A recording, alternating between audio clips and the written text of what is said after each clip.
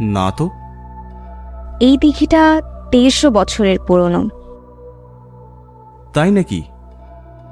১৩০০ বছর আগে মুজাহার আলী খান নামে এক জমিদার মহল ছিল এখানে।